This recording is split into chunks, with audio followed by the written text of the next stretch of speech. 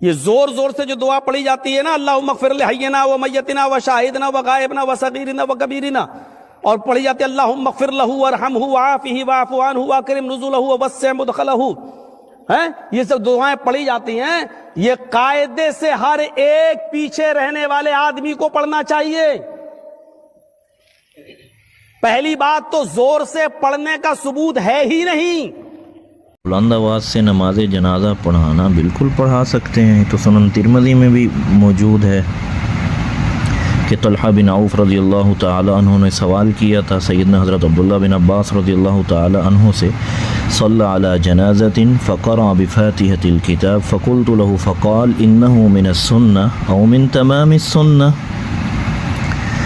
حضرت عبداللہ بن عباس رضی اللہ تعالی عنہ نے ایک جنازہ پر نماز پڑھائی اور سورۃ فاتحہ جو ہے وہ بلند آواز سے پڑھی ہو، اور فرمایا کہ میں نے سورۃ فاتحہ کو بلند آواز سے اس لیے پڑھا کہ تم جان لو کہ یہ سنت ہے۔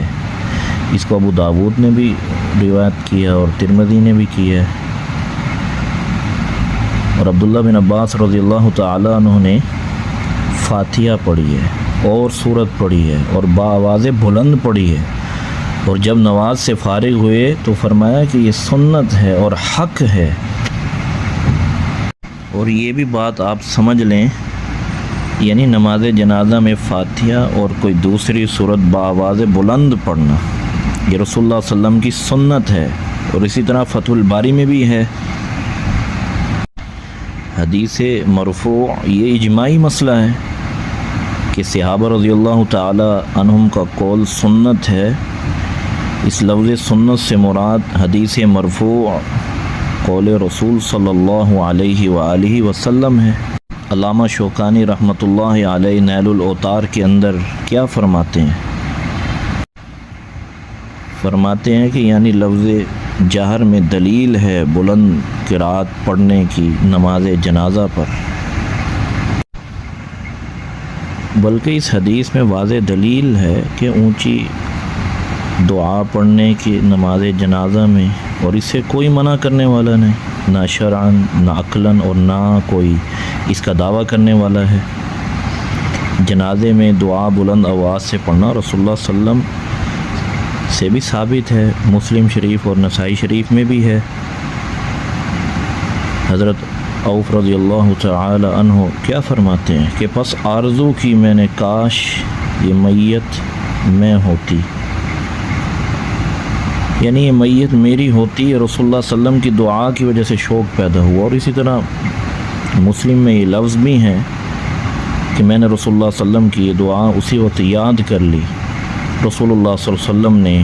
جب جنازہ پڑھایا بلند آواز سے دعائیں پڑھی تو صحابی نے یاد کر لی۔ اب میرے بھائیوں، تمام احادیث سے ثابت ہوتا ہے کہ نماز جنازہ میں سورۃ فاتحہ اور دیگر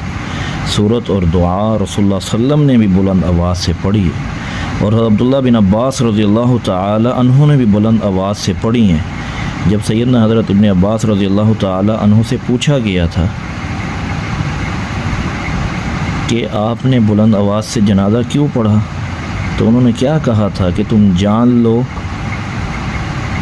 یہ فعل سنت ہے، جس طرح جنازے میں سورۃ فاتحہ اور دیگر سورت پڑھنا اور دعا بلند آواز سے یہ سنت ہے، انہ من السنہ او من تمام السنہ۔